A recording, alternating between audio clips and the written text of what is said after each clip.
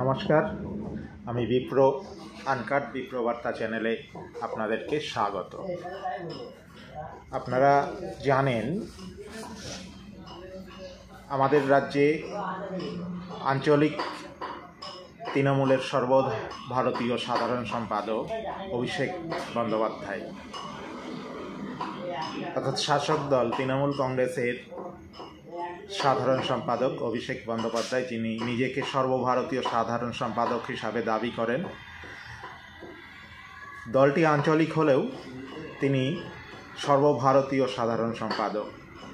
তাই তিনি বিভিন্ন সময় বড় বড় বাতেলা দেন, নারী সুরক্ষা, রাজ্যের বিভিন্ন বিষয় নিয়ে বড় বড় ভাষণ দেন, কিন্তু কার্যক্ষেত্রে লবডঙ্কা। তার প্রকৃষ্ট প্রমাণ আবার আমরা পেলাম।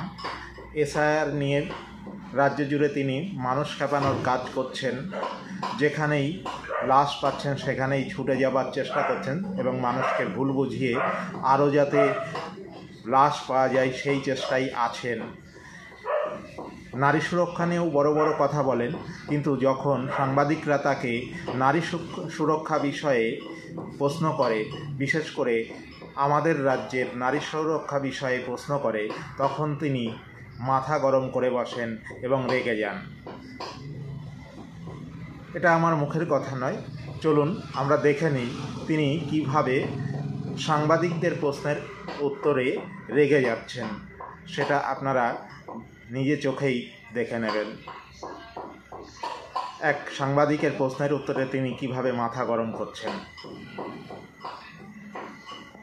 সামনেই নির্বাচন, আপনি বলছেন বাংলার সুরক্ষার কথা। আপনার কাছে বাংলা কতটা সুরক্ষিত? আমরা জানি যে দীর্ঘ বছর ধরে, বিগত 5 বছর ধরে বাংলা হয়তো অন্যভাবে লোকের কাছে পরিচিত বা মানুষের কাছে। শিক্ষক নিয়োগ দুর্নীতি থেকে শুরু করে দুর্নীতির নামটাই বাংলার কাছে সব থেকে বড় একটা সুনাম বা মানুষের কাছে পরিচিতি পেয়েছে। সেই সুনামটা বা এই দুর্নামটা কাটানোর জন্য আপনি আগামী নির্বাচনের জন্য কি কি ব্যবস্থাপনা গ্রহণ করতে চান? যদি কোথাও কোনো রকম কোনো অভিযোগ থেকে থাকে, আমরা কি ব্যবস্থা নিয়েছি না নিইনি, আপনাকে সেটা দেখুন। পার্থ চ্যাটার্জির বিরুদ্ধে অভিযোগ ছিল, ব্যবস্থা নেওয়া হয়েছে কি নেওয়া হয়নি? একই দিকে আপনি দেখুন হিমন্ত শর্মার বিরুদ্ধে ব্যবস্থা নেওয়া হয়েছে অভিযোগ ওঠার পরে, হ্যাঁ কি না? একইভাবে আপনি দেখুন শুভেন্দু অধিকারীর বিরুদ্ধে ব্যবস্থা নেওয়া হয়েছে, হ্যাঁ কি না? একইভাবে আপনি দেখুন অজিত পাওয়ারের বিরুদ্ধে ব্যবস্থা নেওয়া হয়েছে, হ্যাঁ কি না? আর সুরক্ষার কথা যখন আপনি বলছেন, আপনি যেভাবে আমাকে এই প্রশ্নটা করলেন ওই স্টেটে কি একই প্রশ্ন করে আসুন। কিন্তু রাজ্যের হালত এই পরিস্থিতি, আর্জিকরের ঘটনা থেকে শুরু করে সম্প্রতি যে আর্জিকরের ঘটনার জন্য মমতা বন্দ্যোপাধ্যায় কেউ দায়ী নয়, কিন্তু নারী সুরক্ষা কতটা, নারীরা কতটা সুরক্ষিত? সবাই সুরক্ষিত।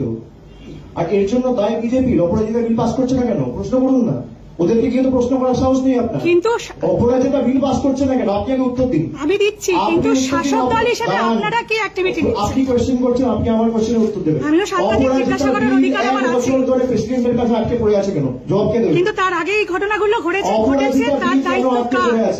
দায়িত্ব তো রাজ্যেরও থাকে। অপরাজিতা বিল কেন আটকে পড়ে আছে? সেটা তো আপনার অনেক বড় স্টেপ নিয়েছে। আগে আপনি প্রশ্ন করবেন, উত্তর নেবেন, তারপর আমাকে প্রশ্ন করবেন। একজন সাংবাদিক হিসেবে জিজ্ঞাসা করলাম তো, আপনি উত্তর দিন। দেখলেন এবং শুনলেন আঞ্চলিক তৃণমূলের সর্বভারতীয় সাধারণ সম্পাদক অভিষেক বন্দ্যোপাধ্যায় কি বললেন। আপনারা তার এই আচরণ থেকে সিদ্ধান্ত নিন কি করবেন।